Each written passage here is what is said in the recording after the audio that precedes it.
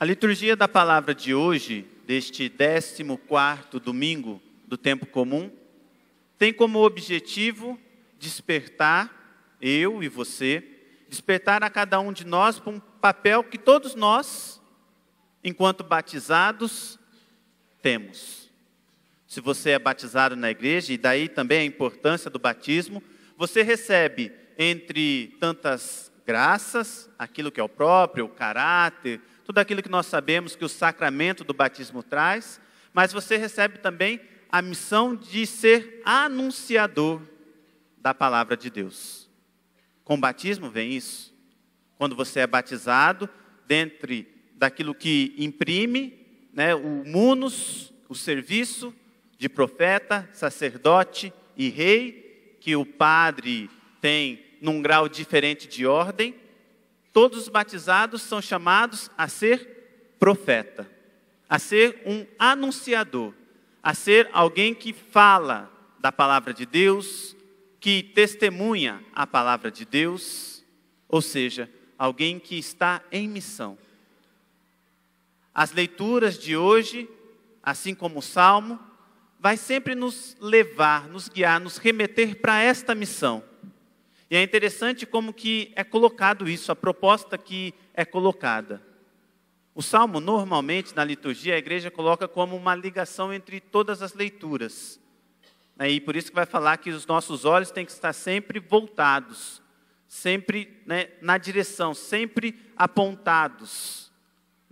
O espanhol ele tem mirar, o olhar significa mira, a palavra, a tradução seria então mirados, sempre focados em Jesus.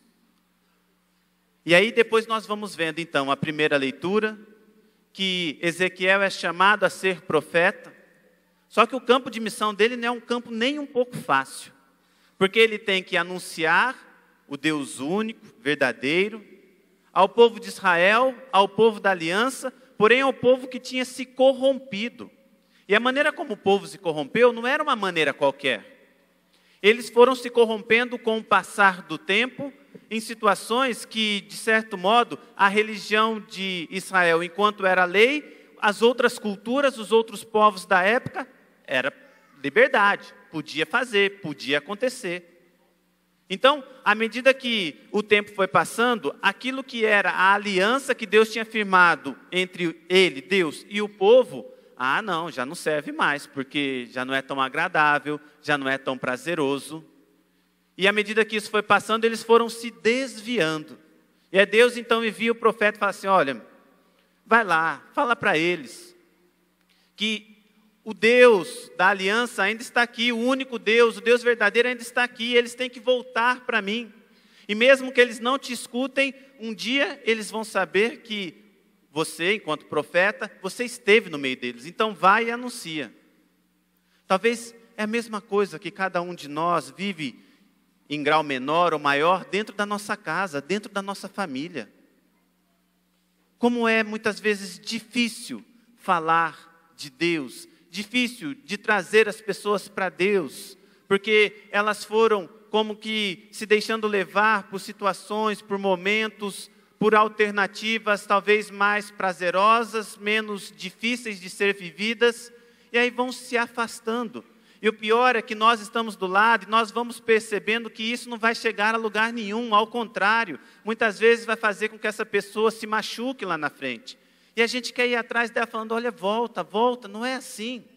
Não é simplesmente porque Deus sabe que quando nós vamos cumprindo o teu querer, nós cumprimos o seu mandamento, a graça acontece, nós somos realizados, nós somos felizes, Ele auxilia a gente, então volta, volta. E a gente vai fazendo este processo, como com aqueles que estão em casa.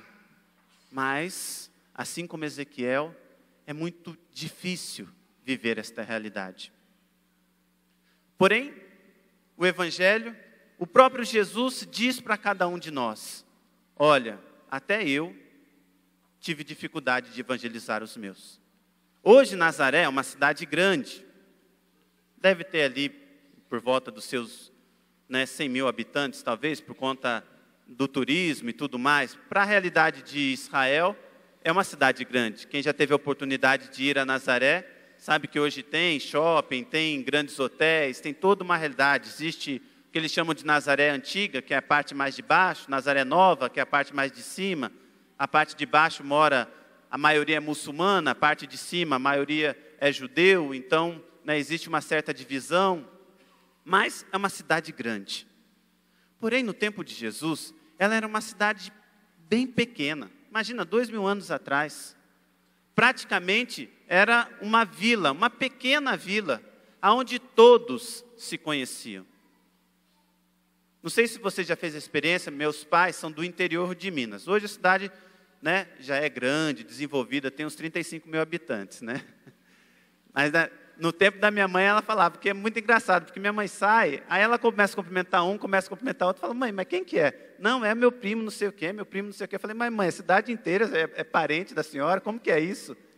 Aí ela brinca assim, não, porque tem segundo, terceiro grau de parentesco, por aí vai. Mas é por quê? Porque é uma cidade pequena, então praticamente todo mundo se conhece, Aí ou é primo segundo, é primo terceiro, e aí vai, Até a quinta, sexta geração. Mas no final das contas, até quem não é primo, porque é cunhado do cunhado do cunhado, acaba sendo parente, Em Minas, normalmente é assim, nos lugares. E então imagina naquele tempo, em Nazaré, para trazer a realidade, ali praticamente todos se conheciam. Então, quando Jesus quer anunciar o Evangelho, quer falar da Boa Nova, quer trazer a realidade, o povo fala assim, você, eu te vi crescer, rapaz. Eu sei muito bem quem você é. Eu sei quem são seus pais. Eu sei quem é isso, quem é aquilo. Ou seja, talvez a dificuldade que nós também temos dentro das nossas casas, para viver o Evangelho, para falar de Deus, para querer trazer as pessoas para Deus, porque falar, você não. Eu te conheço. Você não tem jeito, não. Olha, eu conheço o seu passado, Não podemos desistir. Temos que continuar buscando viver, buscando trazer essas pessoas para Deus, dando testemunho dele acima de tudo, falando que é possível, que é capaz sim. E à medida que nós vamos caminhando e nós vamos vivendo esta realidade dentro da nossa casa, nós vamos trazendo as pessoas para Deus. E aí então a nossa casa, a nossa família vai se tornando aquilo que Deus quer por excelência, um lugar de amor, um lugar onde Ele, como o Salmo vai nos lembrar, Ele está em primeiro lugar, os nossos olhos vão estar voltados para Ele. Porque também corremos o risco de cometer o que Paulo, de certo modo, na segunda leitura, ele quer anunciar a cada um de nós. Fala assim, olha, para que eu não me sinta o cara, a pessoa, aquele que está por cima, Deus já colocou um espinho na minha carne. Nós não sabemos o que era isso. Mas, de certo modo, isso fazia com que São Paulo, lembrasse sempre que ele era fraco. Lembrasse sempre que ele era limitado. E que para que tudo aquilo que era o plano que Deus tinha para a vida dele, para a família dele, para a realidade dele, para a sua casa, para a sua família, tudo depende da graça de Deus.